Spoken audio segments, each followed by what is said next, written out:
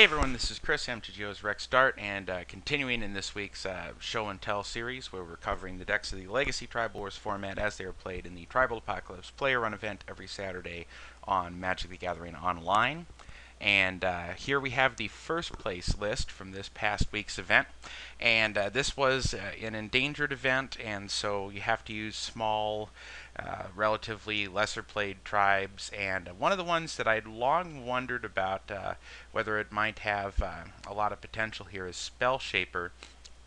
And Slug 360, who's really coming on strong this year, following his tournament win in the Invitational back in January, has put up a lot of good results, and he built an excellent Spellshaper deck here. Let's look at what he's got going on. He's in Rug colors.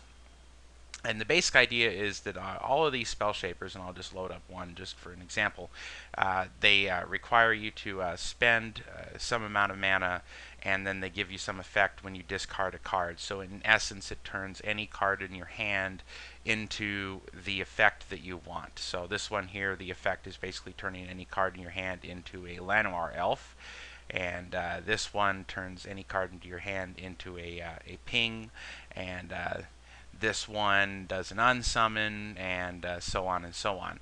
Jaya Ballard being one of the more famous ones, gives you sort of half of a red elemental blast, or an incinerate, or an inferno. So in order to keep fueling this, because you would quickly run out of cards, what he's got is a Squee, Goblin Nabob, who at the beginning of your upkeep, if he is in your graveyard, you can bring him back to your hand.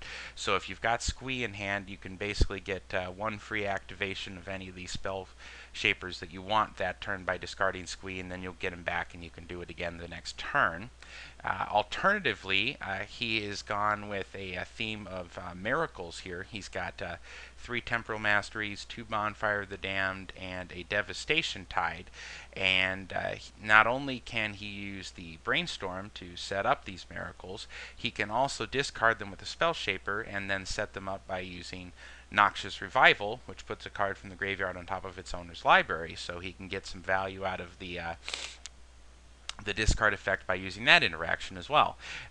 So what he's trying to set up here is he's very much playing the slow game, incremental value by being able to use that Squee every turn to essentially get an extra card's worth of effect out of one of his spell shapers. He can use a Dawn Strider to just fog the board every turn until he gets to where he can finish you off.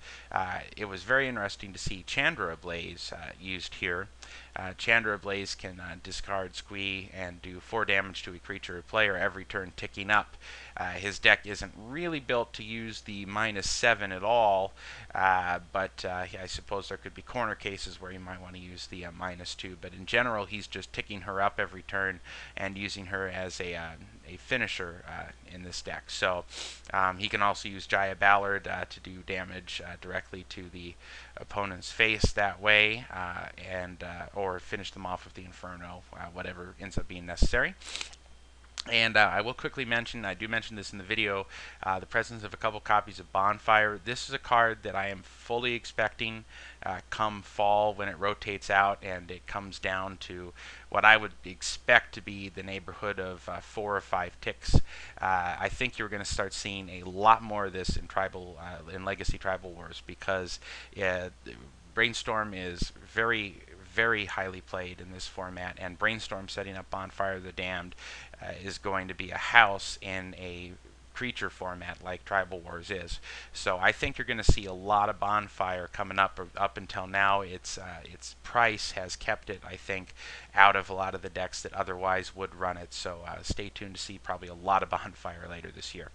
So anyways, that's the deck, and I have some match coverage of him playing against Mia Hitler's White Weenie deck in the last round of the Swiss, and also in the playoff against Nagarjuna.